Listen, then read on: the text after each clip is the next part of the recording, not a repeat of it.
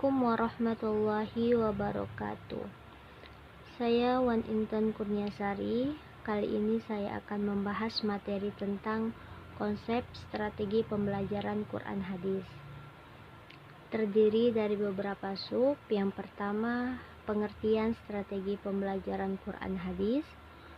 Yang kedua, cara memilih strategi pembelajaran Quran Hadis.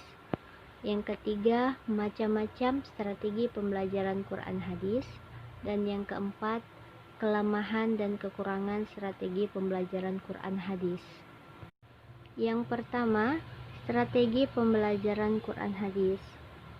Strategi berasal dari kata Yunani, yakni strategos, yang artinya memberdayakan semua unsur seperti perencanaan, cara dan teknik dalam upaya mencapai sasaran. Para ahli mengemukakan pendapat mengenai strategi pembelajaran. Yang pertama, Kosma dan Ghafur secara umum menjelaskan bahwa strategi pembelajaran dapat diartikan sebagai setiap kegiatan yang dipilih, yaitu yang dapat memberikan fasilitas atau bantuan kepada peserta didik menuju tercapainya tujuan pembelajaran tertentu. Yang kedua, Gerlach dan Eli menjelaskan bahwa strategi pembelajaran merupakan cita-cita yang dipilih untuk mencapai materi pembelajaran dalam lingkungan pembelajaran tertentu. Yang ketiga, Dimyati dan Mujiono. Strategi pembelajaran dimaknai sebagai kegiatan guru dalam memikirkan dan mengupayakan terjadinya konsistensi antara aspek-aspek komponen pembentuk sistem instruksional, di mana untuk itu guru perlu menggunakan siasat tertentu. Selanjutnya, cara menentukan strategi pembelajaran Quran Hadis. Pemilihan strategi belajar mengajar pada dasarnya merupakan salah satu hal penting yang harus dipahami oleh setiap guru, mengingat proses belajar mengajar merupakan proses komunikasi multi-arah antar siswa, guru, dan lingkungan belajar. Pemilihan strategi belajar mengajar yang akan digunakan dalam proses belajar mengajar haruslah berorientasi pada tujuan pembelajaran yang akan dicapai. Selain itu, harus disesuaikan dengan jenis materi, karakteristik peserta didik, serta situasi dan kondisi di mana proses pembelajaran tersebut akan berlangsung. Selanjutnya, beberapa jenis strategi pembelajaran yang dapat digunakan untuk pembelajaran Quran Hadis, yaitu pertama, strategi pembelajaran langsung. Strategi ini menempatkan guru sebagai sumber belajar dan cukup efektif digunakan untuk menyampaikan informasi dan membentuk keterampilan secara langkah demi langkah. Strategi ini umumnya digunakan untuk memperkenalkan strategi lain pada awal pembelajaran. Contoh, strategi ceramah dan demonstrasi. Yang kedua, strategi pembelajaran tidak langsung, yang mana strategi ini berpusat pada peserta didik, di mana siswa aktif membangun pengetahuan dan guru bertindak sebagai fasilitator. Strategi ini memungkinkan peserta didik untuk terlibat dalam mengamati, menyelidiki, membuat penjelasan berdasarkan data, membuat hipotesis, dan sebagainya. Pada umumnya, peserta didik yang belajar secara aktif akan memiliki pemahaman dan ide yang lebih baik, serta mampu mengembangkan pemahaman tersebut.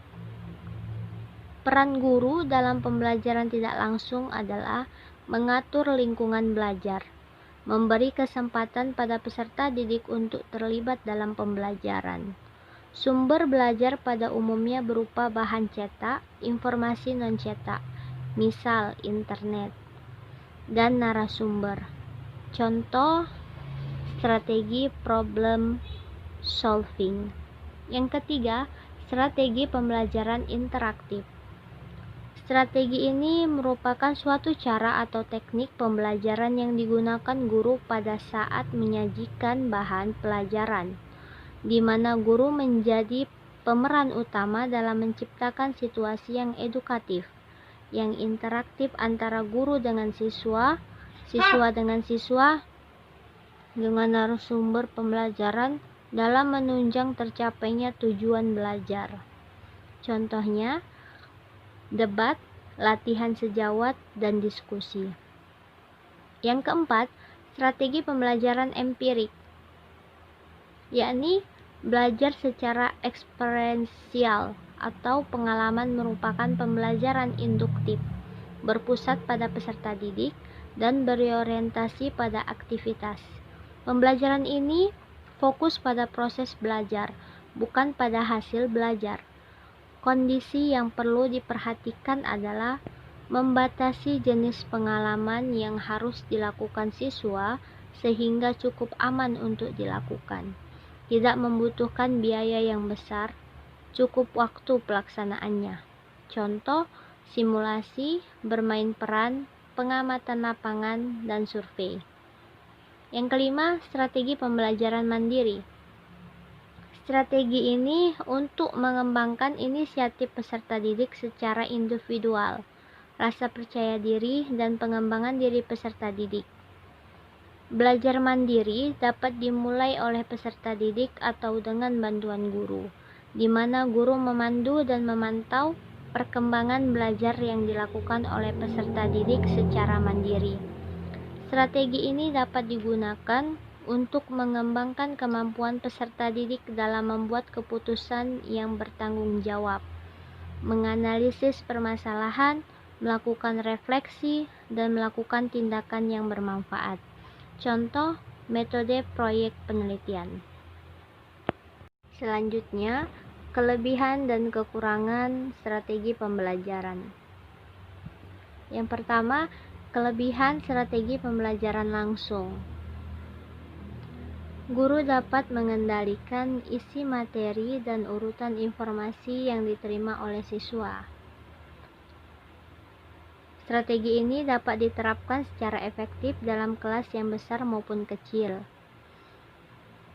Strategi ini merupakan cara yang paling efektif untuk mengajarkan konsep dan keterampilan-keterampilan yang eksplisit kepada siswa yang berpresentasi rendah.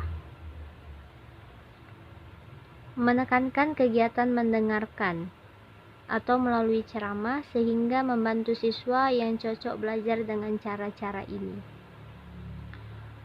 Model pembelajaran langsung dapat memberi tantangan untuk mempertimbangkan kesenjangan antara teori dan observasi. Siswa yang tidak dapat mengarahkan diri sendiri dapat tetap berprestasi apabila model pembelajaran langsung digunakan secara efektif. Kekurangan dari strategi langsung ialah sulit untuk mengatasi perbedaan dalam hal kemampuan, pengetahuan awal, tingkat pembelajaran dan pemahaman, gaya belajar atau ketertarikan siswa. Siswa hanya memiliki sedikit kesempatan untuk terlibat secara aktif. Kesuksesan strategi pembelajaran ini bergantung pada guru, bergantung pada komunikasi guru. Jika pembelajaran langsung tidak banyak melibatkan siswa, siswa akan kehilangan perhatiannya ke guru. Selanjutnya, kelebihan strategi pembelajaran tidak langsung.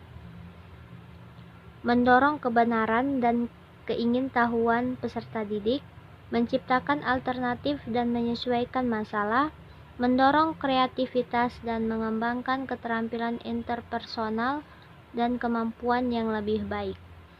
Mengekspresikan pemahaman dapat memberikan ruang kepada siswa untuk belajar sesuai dengan gaya belajarnya.